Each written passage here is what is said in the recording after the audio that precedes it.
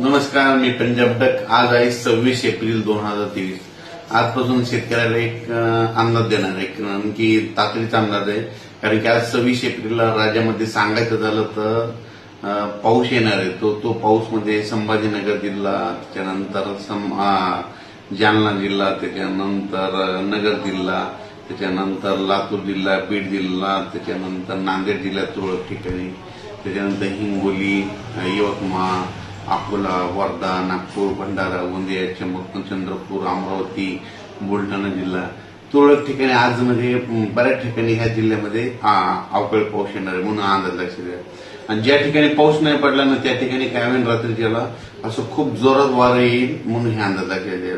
आणि कुठेतरी तुरळक असे थेंब येतील म्हणून हे अंदाज लक्षात। हा पाऊस सर्वदूर पडणार नाही, कारण की हा अवकाळी पाऊस असतो, सर्वदूर पडत नसतो म्हणून हे अंदाज लक्षात येतात। या पावसामध्ये वाऱ्याचं प्रमाण जास्त आहे म्हणून हे देखील सर्वांनी लक्षात येतं। पण राज्यामध्ये आज 26 एप्रिल, उद्या 27 एप्रिलला मात्र तो पाऊस काय होईल, लगेच पुन्हा राज्यामध्ये कर्नाटक आणि आंध्र प्रदेश त्या राज्यात पडणार असल्यामुळे त्याच्यामुळे काय होईल, त्याच्या सीमालगत म्हणजे कोल्हापूर जिल्हा, सांगली जिल्हा, सांगली जिल्हा, धाराशिव, लातूर, त्याच्यानंतर नांदेड जिल्हा, त्याच्यानंतर यवतमाळ ह्या म्हणजे भागाकडे परत उद्याच्याला 27 तारखेला पुन्हा पाऊस सुरू होईल।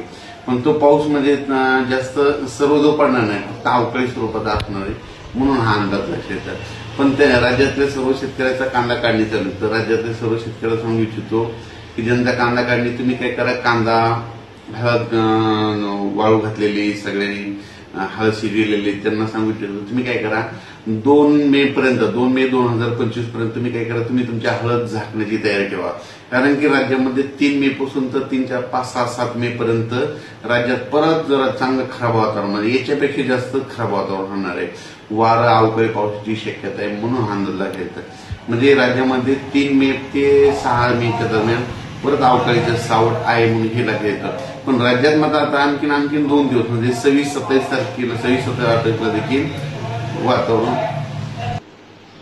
26, 27 आणि 28 आणखीन 3 दिवस मात्र तुम्हाला सांगतो कर्नाटक आणि आंध्र प्रदेश या भागात, तेलंगणाकडे पाऊस पडणार आहे। त्याच्यामुळे काय झालं, त्या अवकाळीमुळे काय होणार आहे की म्हणजे इकडं सांगायचं सीमालगत कोणते धर्माबाद, त्याच्यानंतर नांदेड जिल्ह्याचे कंधार तालुका, त्याच्यानंतर इकडं अक्कलकोट, त्याच्यानंतर लातूर जिल्ह्यामध्ये तिकडून औसा उमरग्याचा भाग, त्याच्यानंतर इकडं जत, उमदी, त्याच्यानंतर कोल्हापूर, सांगली, राधानगरी या भागाकडे म्हणतात 2-3 दिवस आणखी अवकाळीचे सत्र चालूच राहील म्हणून हे अंदाज लक्षात।